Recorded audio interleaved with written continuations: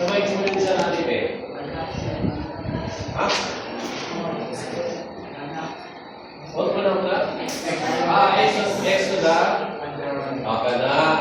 In other words, meron tayong mga radicals kung i-entrute na po na siya, that is x to the 1 over n. So, kung ang inumin nyo nga, si theorem 8 and 9 is very closely related. I-specify lang sa theorem 9 na ito radical, no? Pero pwede lagyan ko na siya exponent form, which is fraction ng exponent niya, no? Tara mo example dito. Yan ipakita, fourth root, but if you express that as exponential form, the fourth root of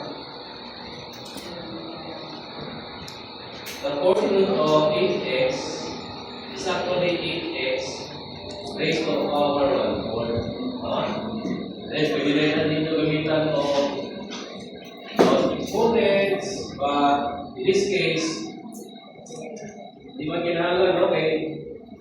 Or basically, i-multiply na ninyo, no? So, inahimuan niya x approaching to 2, multiply lang niya sa 8. Tama? So, multiply niya sa 8, nahimuan na ng 16. So, fourth root of 16 is, what do you think? Kaya unahin naman siya, oh. Kana, we know that that is equal to 16. Tama, no? Yes, sir. Do you agree? Yes, sir. Kada nga sa sunod sa fourth root, which is the limit of the e to x, as x approaches to positive 2, we know that that is 16. Pero nakasunod ka na siya sa the fourth root, no? Ano na may tamo na niya? So, sige, anyway, ako kung saan sa equal to 16 na naging circle ako. Tanaw na ito ha, 16 mo yan, tanaw. No, greater than 0. Ano naman sa ikutan na greater than 0? The reason, guys, is to have a possibility, ane? There are two possibilities, ane? Pwede na siya, dapat, with a condition na sama ng condition na x should be greater than 0. The other one is x less than 0. X greater than 0, actually, isa naman. Pag-ibig lang siya, ito makalite.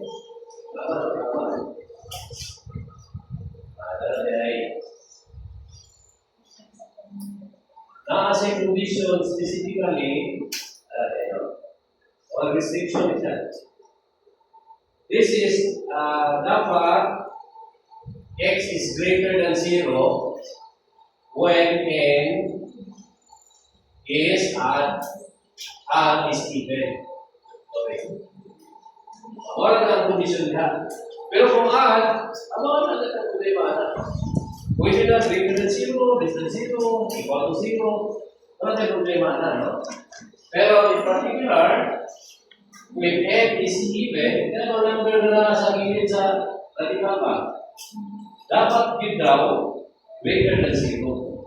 Pero man, ang possibility kung hindi na masatisfy, muna kagnahin mo na niyo, ano ba yung assignment? Ano ba yung assignment? Square root of 9 minus x squared. Kunya, gikan na sa left side sa minus 3. So, dapat pagod, ang condition na 9 minus x squared should be greater than, pwede sa equal, no? Actually, pwede equal. Should be greater than or equal to 0. Wala ang condition. For it to exist. No? Para na ay answer. O ginagawa kung less than 0, when 9 minus x squared is less than 0, undefined. Kung man sa inyo, may nailagutan na apil si 0, undefined daw. No? Kung equal sa 0, defined na. Kaya kung may square root sa 0, 0. Square root of 0 is 0. So, define sigma na 0 ha. Ang hindi na rin define kung negative. O na, butangan din ang condition, no? Dapat positive din siya, basta even siya. So, square root, fourth root, sixth root, na. Basta even lang yung index. We call this one guys as the index, no? The index of the radical. So, importante na makita sa inyo ng restriction, no? Hindi na pinuputatanan, ha? Pero kung ang inyong index, walang kita problema. Sitawa ka nila sa sunod? Sitawa ka nila? Hindi, itawag mo na kung siya mo index. Sitawa ka na sa sunod? Hindi, sabi tawag ka niya. Radical sign or radical symbol.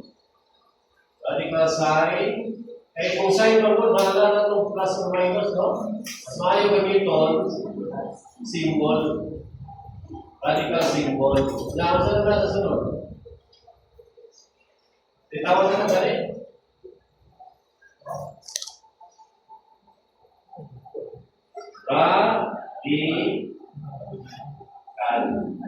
Radical. So, when the index is even, the radical should be greater than equal to 0. Okay. So, natin 16, no? So, kung kawasan na karon, the limit, ayun mo na siya, fourth root of 16. Kaya siya na. Bukan kayak kalau sudah tahu, analisis penggunaan.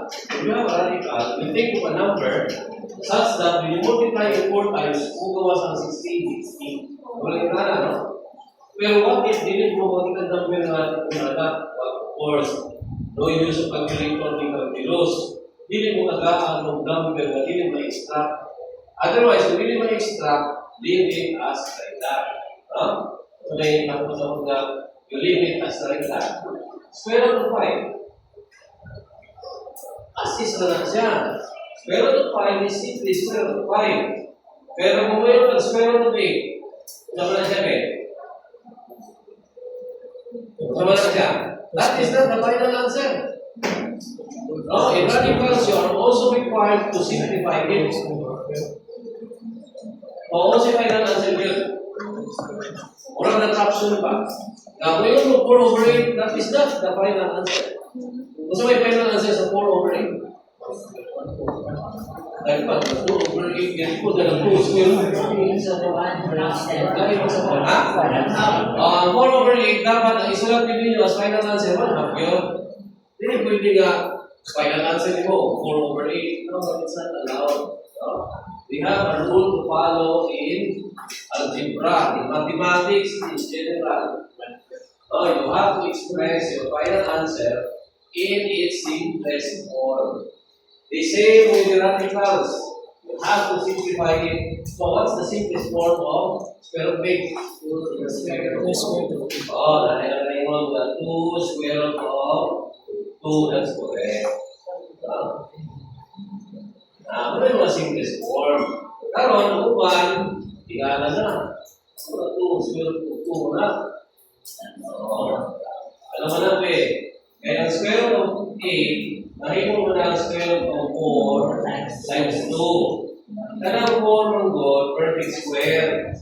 So, magulang mo muna silang mga properties of square root, pwede na magulang ng mga.